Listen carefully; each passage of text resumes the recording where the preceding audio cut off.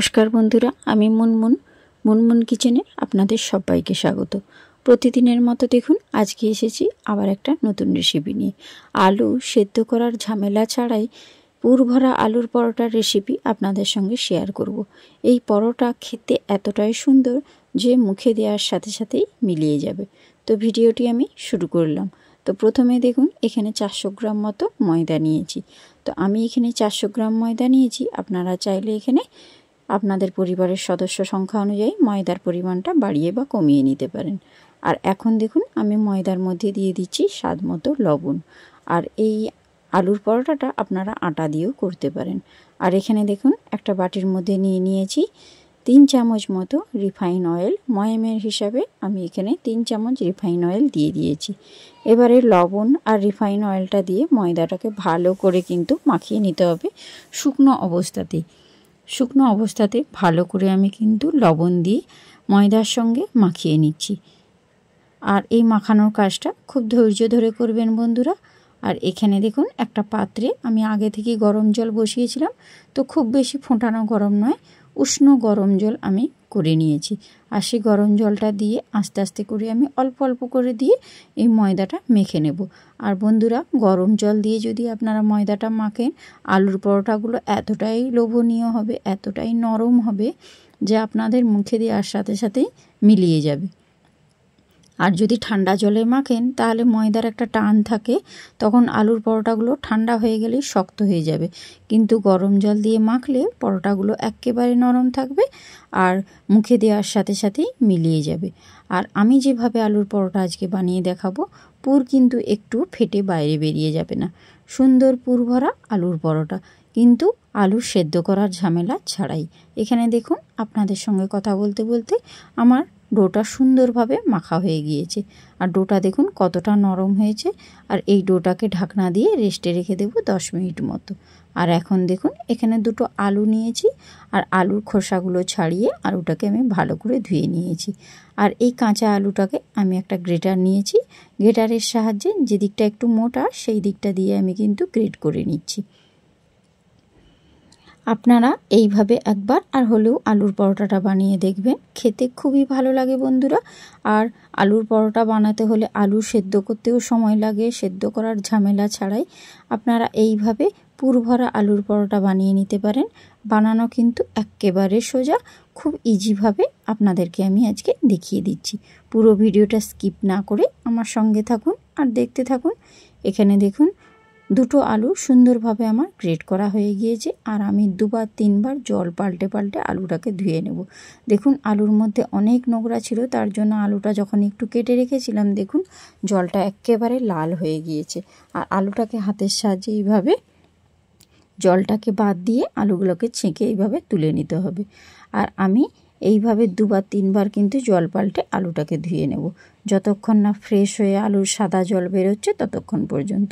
দেখুন আবার একবার আমি ধুয়ে নিচ্ছি। আর অফ ক্যামেরায় আরও 2বার আমি ধুয়ে নেব। ধুয়ে নিয়ে একদম পরিষ্কার ঝরঝরেভাবে একদম জলটা হাতের সাহায্যে এইভাবে আমি বাদ দিয়ে দেব। দেখুন এইভাবে চিপে চিপে দিলে আলুর মধ্যে থেকে জলটা সুন্দর বেরিয়ে যাবে। আর এখানে দেখুন আলুটা সুন্দরভাবে আমার জল ঝরানো হয়ে গিয়েছে, আলুতে কিন্তু একটুও জল নেই। আর এবারে আমি গ্যাসের ওপর একটা কড়াই বসিয়ে তাতে রিফাইন অয়েল দিয়ে দিয়েছি। আর তেলটা ভালো করে গরম হয়ে গেলে ওই তেলের মধ্যে আমি দিয়ে দেবো এখন গোটা জিরে। 1 টেবিল চামচ মতো আমি গোটা জিরে দিয়ে দিয়েছি। আর জিরেটাকে একটু লালচে করে আমি ভেজে নেব তেলের মধ্যে। আর জিরে ভাজা হলে একটা সুন্দর গন্ধ ভেসে আসবে। তখন আমি এই যে কেটে রাখা আলুটা ছিল সেই আলুটা এখন আমি তেলের মধ্যে দিয়ে দিয়েছি। আর জিরের মধ্যে আমি আলুটাকে এইভাবে নাড়াচাড়া করে একটু ভাজা করে নিচ্ছি। যেহেতু খুব ঝিরিঝিরিভাবে আলুটা কেটেছি, আলু কিন্তু খুব তাড়াতাড়ি সেদ্ধ হয়ে যাবে। তবুও আমি যাতে আলুটা খুব ভালোভাবে মজে যায় তার জন্য আমি একটু দিয়ে দিলাম লবণ। স্বাদ মতো লবণটা আমি প্রথমেই দিয়ে দিয়েছি। আর লবণটা দিয়ে আবারও নাড়াচাড়া করে নিচ্ছি। আর এই আলুর পুরটাকে একটু সুন্দর বানানোর জন্য যাতে মুখে লেগে থাকে তার জন্য আমি কিছু উপকরণ অ্যাড করব। সঙ্গে থাকুন, দেখতে থাকুন। আর আমি এইভাবে একটু লবণটা দিয়ে ঢাকনা দিয়ে দিয়েছিলাম। দেখুন এখন কিন্তু আলুটা অনেকটাই সেদ্ধ হয়ে গিয়েছে। যে পরিমাণ আলুটা দেখাচ্ছিল তার থেকে অনেকটা কমে গিয়েছে না, লবণটা দিয়েছিলাম তো তার জন্যে মজে গিয়েছে। আর এখানে দেখুন আমি কিছু উপকরণ অ্যাড করছি। দিয়ে দিচ্ছি হাফ চামচ হলুদের গুঁড়ো, আর হাফ চামচ লঙ্কার গুঁড়ো, 1 চামচ মতো ধনিয়া গুঁড়ো। এবার সমস্ত গুঁড়ো মশলাটা দিয়ে ঘোটানাটা করে একটু মিশিয়ে নেব বন্ধুরা, কারণ গুঁড়ো মশলার একটা কাঁচা গন্ধ থাকে। আর আলুর সঙ্গে এই মশলাটা দিয়ে ঘোটানাটা করে মিশিয়ে একটু ভাজা ভাজা করে নিলে মশলার কাঁচা গন্ধটাও চলে যাবে, আর আলুটা কিন্তু একেবারে সিদ্ধ হয়ে সুন্দর একটা ডোয়ের আকার তৈরি হয়ে যাবে। দেখুন আলুটা একেবারে সুন্দর মাখো মাখো হয়ে গিয়েছে না, একেবারেই মনে হবে যেন সেদ্ধ আলু। তো সেইভাবেই ডোটা আমি তৈরি করার চেষ্টা করছি। আর এখন দেখুন একটা বড় সাইজের টমেটোকে একদম ছোট্ট ছোট্ট করে কুচো করে নিয়েছি। আর টমেটোর মধ্যে যে নরম অংশটা থাকে সেটা কিন্তু আমি বাদ দিয়ে দিয়েছি। দিয়ে একদম চৌকো চৌকো করে ছোট্ট ছোট্ট করে কেটে নিয়েছিলাম, যাতে খুব তাড়াতাড়ি টমেটোটা সেদ্ধ হয়ে যায়। আর এখানে টমেটোটা দিয়ে ঘোটানাটা করে মিশিয়ে একটু ঢাকনা দিয়ে দেবো, তাহলে টমেটোটাও দেখবেন খুব তাড়াতাড়ি সেদ্ধ হয়ে যাবে। আর 2 মিনিট মতো আমি ঢাকনা দিয়ে রেখেছিলাম। এখানে দেখুন টমেটোটা সুন্দর সেদ্ধ হয়ে গিয়েছে। এইভাবে যদি আপনারা আলুর পুরটা বানিয়ে নেন, খেতে অসাধারণ লাগবে বন্ধুরা। আর আলুর পুরটা বানিয়ে যদি আলুর পরোটা করেন, আর সেদ্ধ করার কোনো ঝামেলাই থাকবে না। আর এখন দেখুন আমি সবার শেষে দিয়ে দিচ্ছি বেশ কিছুটা পরিমাণ কাসুরি মেথি। আর আপনাদের কাছে যদি কাসুরি মেথি না থাকে, ধনে পাতাও অ্যাড করতে পারেন, তাতে কিন্তু কোনো সমস্যা নেই। তবে কাসুরি মেথিটা দিলে স্বাদটা একটু ভালো হয় বন্ধুরা, তার জন্যে কাসুরি মেথিটা আমি ব্যবহার করেছি। তো কোনো চিন্তা নেই, যদি না থাকে অবশ্যই ধনে পাতা দেবেন। তো এখানে দেখুন কাসুরি মেথিটা দিয়ে ঘোটানাটা করে একটু মিশিয়ে নিয়েছি, আর গ্যাসের ফ্লেমটা এখন আমি বন্ধ করে দিয়েছি। আর আমার আলুর পুরটা একেবারে রেডি হয়ে গিয়েছে। এবারে আমি একটা প্লেটের মধ্যে তুলে নিচ্ছি, দিয়ে পুরটাকে একটু ঠান্ডা করে নিতে হবে। তার জন্য 5 মিনিট মতো আমি একটু পাখার তলায় এই পুরটা রেখে দেবো, তাহলে খুব তাড়াতাড়ি ঠান্ডা হয়ে যাবে। এবারে দেখুন যে ডোটা আমি ঢাকনা দিয়ে রেখেছিলাম, সে গরম অবস্থাতেই কিন্তু আমি ঢাকনা দিয়ে দিয়েছিলাম, তার জন্য এত নরম হয়েছে বন্ধুরা যে কি বলবো। তো আবার একটু হাতের সাহায্যে ভালো করে মেখে নিয়েছিলাম। দিয়ে ওই ময়দার ডো থেকে আমি কিন্তু খুব ছোটও নয় আর খুব বড়ও নয়, ঠিক মিডিয়াম সাইজ করে আমি লেচি কেটে নিচ্ছি। যেহেতু আলুর পরোটা করব, লেচির সাইজগুলো একটু বড় বড় রাখার চেষ্টা করছি। তো খুব বেশি বড় নয়, আপনারা সাইজটা দেখে নেন, দেখলেই বুঝতে পারবেন। আর এইভাবে হাতের সাহায্যে সুন্দর করে পাক দিয়ে দিচ্ছি। দেখুন যেভাবে আমরা সাধারণত রুটি পরোটা করে থাকলে আমরা সবাই করে থাকি, সেইভাবে লিচিগুলোকে সুন্দর করে পাক দিয়ে সাইজ করে নিচ্ছি। তাহলে পরোটার সাইজটা খুব সুন্দর হবে, শেপটাও কিন্তু দারুণ হবে। এখানে দেখুন সব কটা লিচি আমার সুন্দরভাবে সাইজ দেওয়া হয়েছে। এখন এবারে বেলুন চাকির ওপর আমি একটা লিচি নিয়ে ওপর থেকে ময়দার গুঁড়ো একটু ছড়িয়ে দিলাম। দিয়ে এইভাবে ছোট্ট করে আগে প্রথমে একটা রুটি বেলে নেব। তো দেখুন ছোট্ট করে রুটি বেলা হয়ে গিয়েছে। এবারে এই পুরটা আমি কিন্তু ঠান্ডা করেছিলাম, সেখান থেকে আলুর পুর 1 চামচ মতো নিয়ে নিয়েছি। আর মুখটা দেখুন ঠিক এইভাবে আমি মুড়ে নিচ্ছি। মোড়াটা আপনারা লক্ষ্য করুন, দেখলেই আপনারা বুঝতে পারবেন, এমন কিচ্ছু কঠিন নয়, দেখলেই সবাই বানাতে পারবেন। তো দেখুন মুখটা খুব ভালো করে মুড়ে দিয়েছি, আর বাকি যে এক্সট্রা ছিল সেটা আমি হাতের সাহায্যে এইভাবে চেপে দিয়েছি, দিয়ে মুখটা পুরো একেবারে সিল করে দিয়েছি। এবারে আস্তে হালকা হাতে আমি কিন্তু পরোটাটাকে বেলে নেব।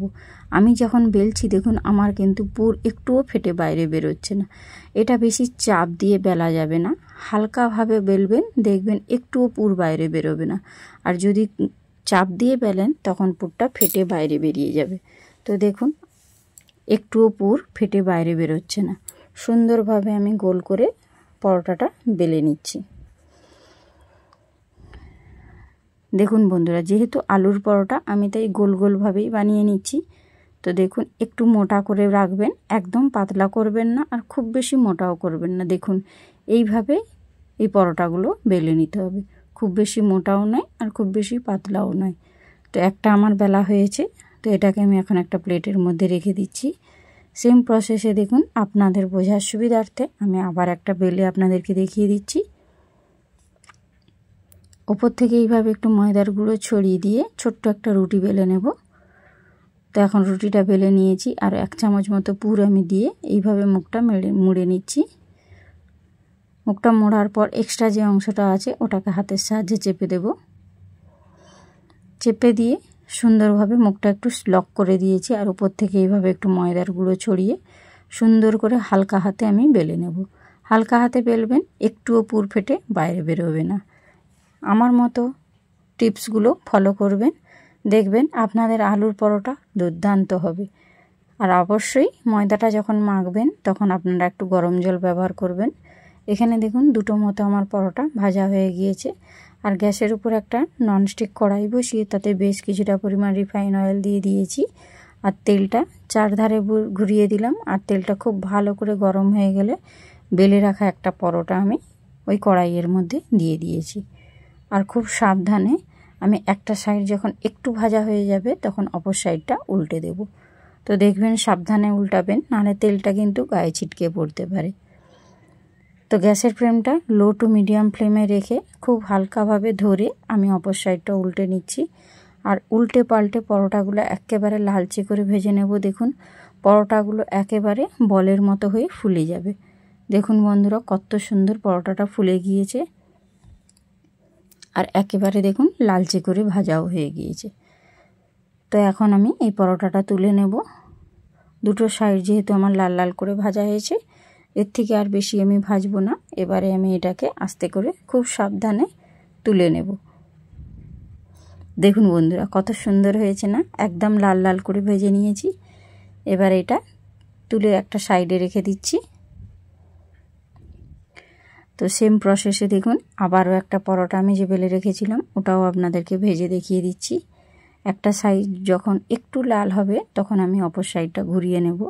আর বারবার বলছি বন্ধুরা, ঘোরানোর সময় খুব সাবধানে ঘোরাবেন, নাহলে তেলটা কিন্তু গায়ে ছিটকে পড়তে পারে। যেহেতু একটু তেলের পরিমাণটা বেশি আছে, আর এই পরোটাগুলো একটু তেল দিয়ে ভাজলেই খেতে ভালো লাগে। তো দিয়ে উল্টে পাল্টে দেখুন এই পরোটাটাও সুন্দর লালচে করে ভেজে নিয়েছি। আর যখন পরোটাটা ভাজবেন গ্যাসের ফ্লেমটা অবশ্যই লো টু মিডিয়াম ফ্লেমে রাখবেন। তো দেখুন একেবারে আবারও একটা লালচে করে ভাজা হয়ে গিয়েছে। এবার এটাকেও তুলে আমি একটা প্লেটের মধ্যে রেখে দিচ্ছি। বাকি পরোটাগুলো সেম প্রসেসেই আমি ভেজে নেব। তো দেখুন পরোটার কালারটা দেখে বুঝতে পারছেন পরোটাগুলো কত সুন্দর হয়েছে, একদম পুর ভরা, পুরে একদম ঠাসা, আর একটুও পুর বাইরেও বেরোয়নি। তো আমি ভেতরটা একটু কেটে আপনাদেরকে দেখিয়ে দিচ্ছি। তো কার কার আমার এই আলু সেদ্ধ না করে এই আলুর পরোটা বানানোর পদ্ধতিটা ভালো লাগলো অবশ্যই লাইক কমেন্ট করবেন, আর বন্ধুদের মধ্যে শেয়ার করে দেবেন। নতুন বন্ধু হলে চ্যানেলটা সাবস্ক্রাইব করে আমার পাশে থাকবেন, আর নোটিফিকেশানটা অন করে দেবেন যাতে নিত্য নতুন ভিডিও সবার আগে আপনাদের কাছে পৌঁছে যায়। তো আজকের মতো আসি, টাটা, বাই বাই।